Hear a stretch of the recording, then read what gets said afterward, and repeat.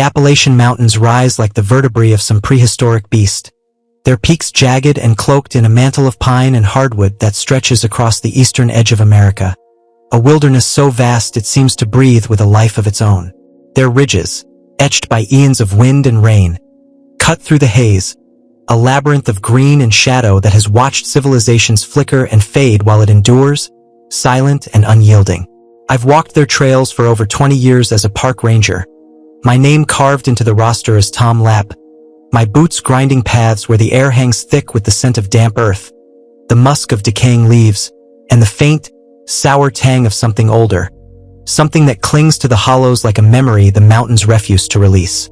I've seen their toll, hikers lost to missteps that sent them tumbling down cliffs, wanderers felled by dehydration under a sun that offered no mercy, the occasional fool who thought a bear was just a big dog to be petted. It's a hard place, unforgiving in its beauty, but I'd learned its rhythms. The chatter of cicadas threading through the daylight, the rustle of leaves underfoot like a whispered conversation, the distant howl of wind snaking through the ridges. That was my world, steady and known, until the summer of 1989 peeled back its skin and showed me a face I hadn't known it wore. A face that still stares back from the dark when I close my eyes, unblinking and patient. I was 32 then, stationed at Greenbrier, a ranger post perched near a lesser-known trailhead that plunged deep into the forest's heart, far from the chatter of tourists with their Polaroids and sunburns. The station was a squat relic of weathered cedar, its walls stained dark by decades of rain, its windows fogged with age and streaked with dust that caught the light in faint, fractured webs. The porch sagged under the weight of years and neglect, its planks creaking beneath my boots as I'd sweep away the pine needles that gathered like offerings at its edges. I liked it there, quiet, isolated, a sanctuary where the world's noise couldn't reach, where the only voices were the wind's sigh and the occasional snap of a twig under a deer's hoof. Most days, I'd see only a stray backpacker, their pack clinking with carabiners and canteens, their eyes bright with the thrill of the wild, or a family seeking a picnic spot, their laughter swallowed by the trees as they vanished down the path, leaving behind wrappers and the faint echo of their joy. It was a good post, a steady one, a place where I could breathe deep and let the mountain's stillness seep into me, washing away the restlessness I'd carried from a youth spent chasing something I couldn't name. That late July, though, the air turned thick and heavy, the kind of heat that presses against your lungs and makes every breath a labor, a damp weight that clings to your skin and soaks your shirt with sweat that never dries. The cicadas sang louder, their drone a pulsing thread through the daylight, and the sky hung low, a slab of gray that promised rain but delivered only a stifling stillness. That's when the first crack appeared in the silence I'd come to trust, a fracture that widened with a call over the radio. A missing hiker, a young woman named Heather Dupree, 22, on a solo trek through the deep woods. She'd set out from the trailhead 4 days earlier, her car still parked at the lot, a dusty hatchback with a cracked windshield dusted with yellow pollen and a bumper sticker that read, "Adventure awaits." Her boyfriend had paced the gravel beside it, his voice tight and fraying over the static, insisting she'd never miss their meetup, that something was wrong, terribly wrong. Standard procedure kicked in like muscle memory. I rallied a search party, 3 rangers, myself included, and a pair of volunteers with dogs whose noses twitched eagerly at the scent of the wild. And we fanned out into the forest, maps crinkling in our hands, their edges fraying from sweat and folding, the forest swallowing us whole as we crossed its threshold. 7 miles in, after hours of trudging through underbrush that snagged at our pants and roots that tripped our boots, we found her campsite. A small clearing ringed by towering pines, their needles carpeting the ground in a rust-colored shroud, their branches knitting overhead to filter the light into a dim, green haze. Her tent stood pitch tight, its blue nylon taut against the stakes, a sturdy little dome that gleamed faintly in the weak sun filtering through the canopy. Her gear was there, scattered with a casual precision that spoke of interrupted routine. A backpack slung over a fallen log, its straps tangled with moss. A camp stove half assembled, its burner cold and silent. A pot of oats congealed beside it, flies buzzing lazily over the mess, their wings a faint hum against the stillness. A spoon rested on the log, its handle glinting silver, a single oat clinging to its curve as if she'd set it down mid-bite. It looked like she'd stepped away mid-meal, perhaps to gather wood or answer a call of nature, her presence still etched in the scene. But Heather herself? No trace. No footprints fanned out from the site, no broken branches marked a hasty flight, no sign of struggle marred the clearing. Just an absence so complete it felt deliberate, as if the earth had opened its jaws and closed them around her, leaving no seam to betray its work. We searched for days, boots scuffing roots and rocks, voices calling her name, Heather, Heather Dupree, until they cracked with strain and echoed back unanswered from the hollows. The dogs sniffed and whined, circling the campsite with their tails low, noses pressed to the ground, but they found no trail to follow, no scent to chase beyond the clearing's edge. It was as if she'd dissolved into the air, leaving only her things to mark where she'd been, a ghost of intent frozen in time. On the third day, as dusk bled the sky to a bruised purple and the search party trudged back to regroup, I stayed behind, folding her tent into tight squares, its nylon cool against my palms. That's when I caught it. A smell, faint but sharp, threading through the familiar musk of pine and damp earth, rotten, like spoiled meat left too long in the sun, but laced with a metallic tang that bit at my nose and lingered in my throat. A scent that didn't belong to the forest I knew. I paused, sniffing the air, turning in a slow circle, my eyes scanning the trees for a source. A dead animal, a scavenger's leavings, but the clearing offered nothing, just pines and silence and the weight of that odor pressing against me. An animal? I muttered, forcing the words out, convincing myself a raccoon or a fox had passed through, drawn by her oats. But the explanation felt hollow, a thin shield against an unease that coiled in my gut, a splinter I couldn't pull free. Back at Greenbrier, the station's cedar walls seemed to close in, the air inside stale and heavy with the must of old paper and coffee stains. I couldn't shake it. Heather's absence, the smell, the way her spoon sat waiting. She wasn't the first to vanish here. I'd seen files pile up over the years, their corners curling in the cabinet. Hikers gone, campsites abandoned, gear left untouched like offerings to the wild. The reports always ended the same. Accidents, exposure, the mountain's natural toll. Their pages stamped closed with a bureaucratic finality that left no room for questions. But this felt different, a thread tugging at the edge of my mind, unraveling the quiet I'd built my life around. A quiet I'd thought was mine to keep. I started digging, pulling records from the filing cabinet, its metal drawers screeching as I yanked them open, spilling folders onto the desk in a cascade of yellowed paper and faded ink. Names blurred together, dates, trails, faces lost to time, until I saw it. A pattern, faint but insistent, a cluster of disappearances in this stretch of forest, always near the deep woods where the trails faded into shadow, where the map's lines gave way to blank spaces that swallowed the unwary. And one name kept surfacing, a ghost in the margins. Raymond Corbin, a local hermit, a man who lived off the grid in a cabin few had seen, mentioned in report after report as a witness, a shadow near the vanishings, never implicated but always there. His descriptions chilled me, odd behavior, too much knowledge of the lost, eyes that saw too far, too deep. My gut twisted, a cold knot tightening beneath my ribs. I had to find him. The decision to seek Corbin gnawed at me for days, a splinter lodged deep, festering beneath the surface of every thought. His cabin lay 12 miles from the nearest road, a trek through woods so dense the sun barely pierced their canopy, a realm where the trails dissolved into suggestion and the forest claimed its own. I had no real authority to question him, no warrant, no evidence beyond a hunch stitched from files and that smell. But the pattern in the records, the red X's I'd begun to imagine even before I saw them, the way Heather's absence echoed the others, it wouldn't let me rest. It was a pull I couldn't resist, a call from the deep woods I'd sworn to protect, or perhaps to survive. Early one morning, as dawn bled red through the pines and the mist hung low in the hollows like a shroud, I set out, my pack light. A canteen, a flashlight, a map creased from folding. My .357 Magnum holstered at my hip, its weight a cold comfort against the unknown, its grip worn smooth from years of resting under my palm.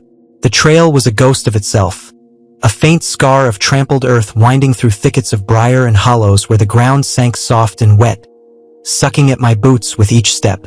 Trees loomed close, their branches knitting overhead into a ceiling of green and shadow, filtering the light into a dim, flickering haze that danced across the forest floor. The air was cool and heavy, laced with the scent of pine resin and the faint rot of fallen logs, mist clinging to my jacket in beads that gleamed like tiny eyes in the half-light. My boots sank into the loam, each step a soft thud swallowed by the forest's hush. No bird sang, no wind stirred, just the creak of wood settling into its roots and the rustle of my own breath, sharp against the stillness.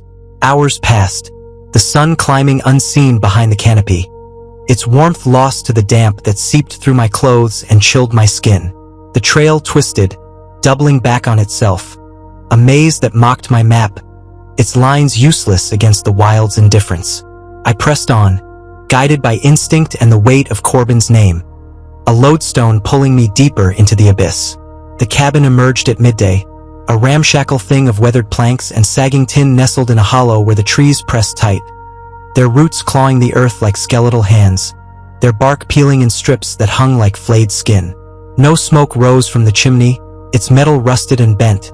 No sound broke the stillness save the faint drip of water from a leaf overhead, but the air carried a sourness, a whiff of rot that pricked my nerves and quickened my pulse. I approached slow, hand hovering near my gun, the forest's silence a weight that pressed against my chest, urging caution I couldn't ignore.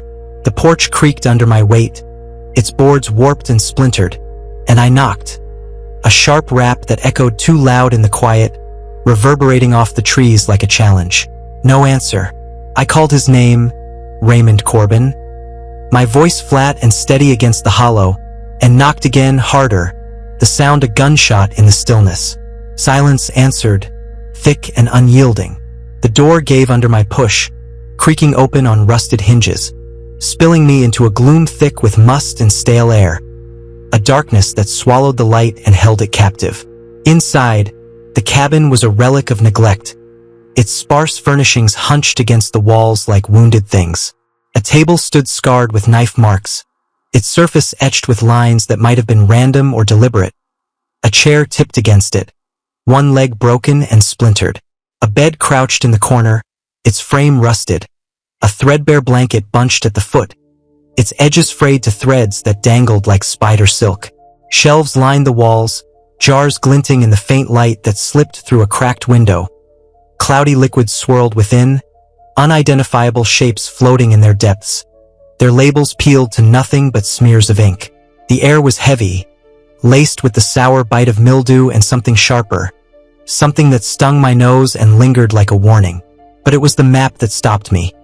A large sheet tacked to the wall, its edges curling inward like claws, marked with red excess in a tight cluster, each one a pinprick over the area where hikers vanished, where Heather's tent still sat in my mind, blue and taut and empty. My pulse quickened, a drumbeat against my ribs. The excess weren't random. They traced a pattern, a web of loss that spanned years, a cartography of the missing I could feel but not name, each mark a silent scream etched in crimson. I stepped closer, boots scuffing the dust-caked floor, my finger tracing the marks, the paper cool and brittle beneath my touch. The excess clustered tight, a constellation of dread centered on this stretch of forest. Their ink faded at the edges but fresh at the core, as if added over time, a record kept with care. My mind raced, how long? How many? When a creak snapped behind me, a floorboard's groan, sharp and alive in the stillness. I spun, hand dropping to my knife, heart slamming against my ribs, the blade's grip cold and steady in my palm. The room stared back empty, its shadows still, the jars glinting faintly like eyes watching from the shelves. Just the cabin settling, I muttered, though the words tasted like a lie, bitter and thin against the unease coiling in my gut. I folded the map, its creases crackling as I slipped it into my pack. Evidence. Maybe, a thread to tug until the state police stirred from their apathy. But as I turned to leave, the doorway darkened, a silhouette blocking the light. Raymond Corbin stood there, taller than I'd pictured. his frame gaunt under tattered clothes that hung like rags on a scarecrow, greasy hair spilling over a wild beard that framed a face carved from years of solitude and something darker. His eyes, too bright, too focused, pierced through me, unblinking, a predator's gaze sizing its catch, their white stark against the grime of his skin. His hands hung loose at his sides, fingers twitching faintly, nails crusted with dirt or something worse. "What are you doing in my cabin, Ranger?" His voice was low, gravelly, a sound that scraped the air and burrowed into my skull, each syllable laced with a quiet menace that set my nerves alight. I steadied myself, hand near my gun, its holster a familiar weight against my hip. "Checking on you. Hiker's V gone missing. Thought you might have seen something." He stared, lips curling into a faint, twisted smile, a crooked slash that didn't reach those burning eyes. "Missing, huh? Ain't nothing in these woods that goes missing. Everything's exactly where it's supposed to be." The words hung heavy, a riddle woven with threat, and that smile, knowing unhinged, sent a shiver down my spine, a cold thread that snaked through my veins. I pressed, forcing my voice steady. "Mind if I ask you a few questions? Something unusual out here, maybe?" He didn't answer, just watched me, his gaze a weight I couldn't shake, a pressure that pressed against my chest and quickened my breath. "Look," I said, grasping for calm, "I'm just doing my job. If you know something—" He cut me off, lunging with a speed that belied his gaunt frame, hands clawing for my throat, fingers bony but strong, their grip a vice that squeezed the air from my lungs. I stumbled back, drawing my knife, its blade flashing in the dim light, but he was on me, knocking me to the floor with a force that jarred my bones. We grappled, rolling in the dust, his nails digging into my skin, leaving trails of fire across my arms, my knee slamming into his gut with a thud that forced a grunt from his lips. I shoved him off, scrambling up, blade raised, its edge trembling faintly in my grip. But he came again, relentless, wild, his eyes blazing with a fury or a hunger I couldn't name. A punch landed square on his jaw, bone meeting bone with a crack that echoed in the small space, sending him reeling, blood trickling from his nose to stain his beard a dark, wet red. He staggered, panting, those eyes still locked on mine, bright with something unhinged, something that saw beyond me to a place I didn't want to know. Then he turned and bolted, vanishing into the trees like smoke on the wind, his footsteps swallowed by the forest silence. I gave chase, crashing through underbrush that tore at my legs, branches snapping against my face, their sting a sharp counterpoint to the adrenaline flooding my veins. His silhouette flickered ahead, too fast, too fluid, a shadow weaving through the pines with a grace that mocked my pursuit. The forest swallowed us, the light fading to a bruised twilight, the air thickening with the scent of pine and rot as the trees closed in, their trunks a wall that hemmed me tight. My breath rasped, lungs burning, but I pushed on, driven by a need I couldn't name. Justice, answers, survival, until I burst into a clearing and stopped cold. Bones littered the ground, hundreds of them, a macabre carpet that stretched across the open space, some bleached white by years under the sun, their surfaces smooth and hollowed, others fresh, their flesh clinging in tatters, sinew glistening wetly in the dim light. In the center, a shallow grave, dirt hastily piled over a form too still, too human, its edges crumbling as if dug in haste. My stomach churned, bile rising sharp and hot, as I knelt, brushing the soil aside with trembling hands. The smell hit me, rot, metal, the same stench from Heather's camp, now thick and undeniable, a cloud that stung my eyes and coated my tongue. A hand emerged, delicate, pale against the dark earth, a silver ring glinting on its finger. Heather's ring, from her missing persons file, its band etched with a tiny star I'd memorized from the photo her boyfriend had clutched. She hadn't just vanished. She'd been taken, broken, left here to rot in a hollow the mountains had claimed as their own. The clearing was a wound in the forest, its edges ragged with thorns that snagged at my boots, its air thick with the reek of death. A miasma of rotting flesh and that metallic tang, a scent that burrowed into my skull and pulsed behind my eyes. Heather's hand lay exposed, pale and still, her ring a silent scream of proof etched in silver. This wasn't an accident, not a lost hiker's fate, but a deliberate act, a mark left by hands that knew the weight of ending a life. The bones around me, hundreds, maybe more, sprawled in a grotesque mosaic, their shapes a testament to time and violence. Femurs cracked clean, skulls hollowed by decay, rib cages splayed like broken wings, some still draped in scraps of cloth that fluttered faintly in the breeze. My mind reeled, a storm of questions crashing against the sight. How many? How long? Each one a shard that cut deeper as I staggered back, boots crunching bone underfoot, the sound a dry snap that echoed in the stillness. Rustling snapped me alert, sharp and close, and I spun, knife out, its blade trembling in my grip, expecting Corbin's wild eyes to blaze from the shadows, his hands reaching again for my throat. But it wasn't him. It was the state police, Lieutenant Gregor and his team, their boots scuffing the earth as they emerged from the trees, their faces tight with shock as they took in the clearing, the grave, the horror sprawled before them like a tableau from some forgotten hell. Gregor's voice cut through, a taut wire stretched to breaking. What the hell happened here, Lap? His eyes flicked from me to the pit, to Heather's hand, to the bones that gleamed faintly in the fading light. His jaw clenched hard enough to crack. I rasped, throat dry as dust. It's him, Corbin. He's responsible. My words hung thin, inadequate against the weight of what lay before us, but Gregor nodded, barking orders. Secure the scene, search the woods, call for more men. His voice a lifeline I clung to as my knees threatened to buckle. They swarmed the clearing, their radios crackling with static, their boots stirring dust that mingled with the stench, but I barely heard. My eyes lingered on the grave, on Heather's hand, on the ring that caught the last sliver of daylight. A star etched in silver, a detail her boyfriend had sobbed over when he'd filed the report. His hands shaking as he'd pressed the photo into mine. How many others? The bones stretched back years, decades maybe, their ages a gradient of decay, from the fresh, wet gleam of recent flesh to the dry, brittle white of time's patient work. Skulls grinned up at me, their sockets empty, jaws locked in silent screams. Femurs lay snapped, their breaks too clean for nature's chaos. Rib cages curled inward, some still cradling scraps of shirts or jackets, faded colors that hinted at lives snuffed out and forgotten.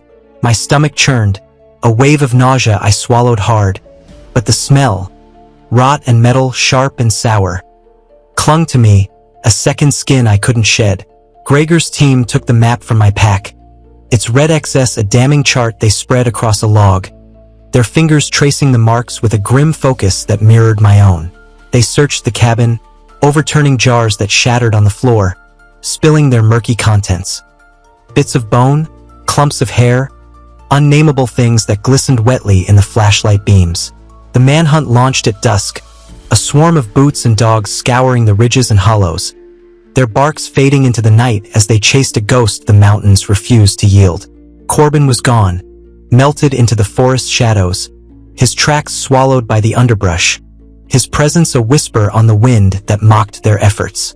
I stayed at Greenbrier, the station's walls a frail shield against the dark, my hands trembling as I scrubbed them raw, trying to erase the feel of that dirt, the weight of Heather's hand beneath my fingers.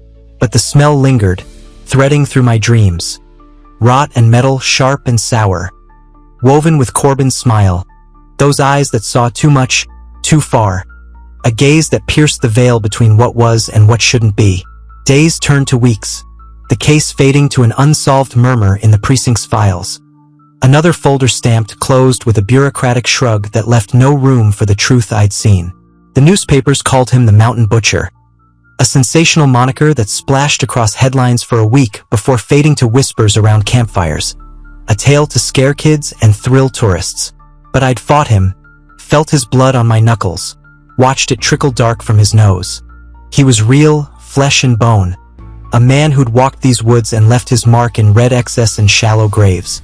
Yet the forest cloaked him, a secret it meant to keep, its silence a wall I couldn't breach. I tried to piece it together, Late nights at the station, the desk lamps flicker, casting shadows that danced like specters across the files. The precision of the bones, clean cuts, deliberate breaks, hinted at something more than madness, a ritualistic care that spoke of intent, of purpose. The map's excess, the jars, the way Heather's ring gleamed in the dirt. They were threads in a tapestry I couldn't unweave, a pattern the mountains had stitched over years, decades, centuries maybe, a hunger they'd nursed in their depths. I'd walk the trails at dusk, half expecting his shadow among the pines, his voice rasping from the dark. Everything's exactly where it's supposed to be. A taunt that echoed in my skull. The mountains had changed, still beautiful, still wild. Their ridges a jagged hymn to the sky, but now they watched me. Their silence a weight that pressed against my chest, a gaze I felt but couldn't meet. I'd survived, walked away with the map and the memory of that clearing. But at what cost? The Appalachians don't forget, and neither could I. Their beauty was a mask, a lure that hid teeth waiting in the deep, and I'd seen them bared, felt their bite in the cold air that night. The rustle of leaves that wasn't just wind. Corbin was out there, or something was, man or myth or both. A shadow the forest cradled, a secret it whispered only to those who strayed too far. Weeks stretched into months, then years, and I left Greenbrier, transferred to a flatter post where the trees didn't loom so close, where the horizon stretched wide and empty under a sky that offered no secrets. The station there was a low brick building, its walls clean and modern, its windows clear, a stark contrast to the cedar and dust I'd left behind. I told myself it was for peace, a chance to rebuild the quiet I'd lost, but the mountains followed me. In nightmares of bones and graves, in the rustle of leaves that sounded too much like footsteps, in the way the wind carried a faint metallic tang on still nights. I'd wake gasping, hands clenched around sheets damp with sweat. Corbin's smile burned into the dark behind my lids, his eyes bright and unblinking, his voice a rasp that lingered. "You'll regret this, Ranger." A promise or a curse I couldn't shake. I heard whispers of other vanishings, fragments that drifted through ranger stations and small-town bars like smoke. A slashed tent near Devil's Ridge, its nylon torn from the outside, no claw marks to blame a bear. A cabin found with symbols carved in blood, crude shapes that defied meaning, its occupant gone without a trace. A voice at a door in the night, pleading in tones too familiar, too dead to be real. The stories overlapped, threads of the same dark tapestry, and Corbin's name lingered in them. A specter never caught, a figure the mountains refused to surrender. I'd sit in the station late, the hum of the fluorescent lights a thin shield against the memories, and pore over the reports that trickled in, files stamped closed, explanations forced into neat boxes. Animal attacks, exposure, accidents. But I knew better. The precision of those cuts, the map's red excess, Heather's ring glinting in the dirt. They were evidence of something else. Something that didn't fit the world we'd mapped and named. The locals had their tales, passed down over campfires and whittled into the grain of barroom tables. The mountain butcher, a hermit gone feral, a spirit born from the ridge's black heart, a creature that walked upright, with eyes that glowed in the dark. I'd heard them all, dismissed them as folklore spun from boredom and moonshine, but now they clung to me, their edges sharpened by what I'd seen. Corbin was real. I'd felt his hands, smelled his blood, but was he all of it? The bones stretched back too far. Their age is a timeline that outpaced one man's life, hinting at something older, something the Appalachians had nursed in their depths, a hunger that wore faces like masks. I check my .357 at night, its weight a ritual, its barrel cold against my palm, and wonder. Was he still out there, waiting in the hollows, or had the mountains claimed him too, folding him into their shadows like they'd folded Heather, like they'd folded the others whose names I'd read in those files? I drive the flatland roads at dusk, the horizon a clean line of gold and gray, and feel their pull. The Appalachians, their peaks a jagged scar against the sky, a call I fought to ignore. The map was gone, taken by the police, but I traced its excess in my mind. A constellation I couldn't unsee, each mark a life lost to the wild's embrace. Heather's ring haunted me, its silver star a beacon in the dark, a detail too small, too human, to belong to the vastness that took her. I'd sit on my porch, the flatlands stretching before me, and listen to the wind. Its rustle too close, too alive, a whisper that wasn't just air. The mountains were old, older than memory. Their roots sunk into secrets we're not meant to dig up, and I'd seen one slip free, felt its cold hands on my skin, lived to carry its weight. But the telling doesn't erase the knowing. It deepens it. A scar that aches when the weather turns cold. A reminder that survival isn't freedom, just a delay. The mountains never let go, not fully, not truly. I see them still, from the edge of the flatlands where I've settled. Their peaks a jagged line against the sky, a silhouette that looms in the distance like a promise unkept. I don't ranger anymore. The job lost its pull when the quiet turned sour, when the trails I'd walked became paths I feared to tread. The flatlands are safer, quieter. Their fields open and unshadowed, their dangers plain. A storm you can see coming, a snake you can hear rattling. My home here is a small house of brick and siding, its porch a slab of concrete where I sit at dusk, a canteen of water at my side, my .357 in its holster nearby, its weight a ritual I can't abandon. The trees don't loom close, the air doesn't hum with unseen eyes, but even here, the wind carries echoes. Rustles that aren't just leaves, whispers that aren't just air. A faint metallic tang that pricks my nose on still nights and sends me checking the locks twice, thrice, before I dare sleep. I've learned the hard way. Some trails aren't meant to be followed. Some hollows hold more than shadows. Their depths a mirror to things we're not built to face. Corbin was a piece of it. A man, maybe, twisted by the wild's indifference, or a vessel for something else. Something that hums beneath the earth. A pulse I felt in that clearing, in the weight of those bones. The evidence lingers, a litany I recite in the dark. The map's red X's, each one a life marked and taken. Heather's ring, its silver star glinting in the dirt, a detail too human for the vastness that claimed her. The bones, their cuts too clean, their breaks too deliberate, a precision that spoke of intent beyond one man's madness. The smell, rot and metal, sharp and sour. A thread that wove through it all, a signature the mountains signed in the air.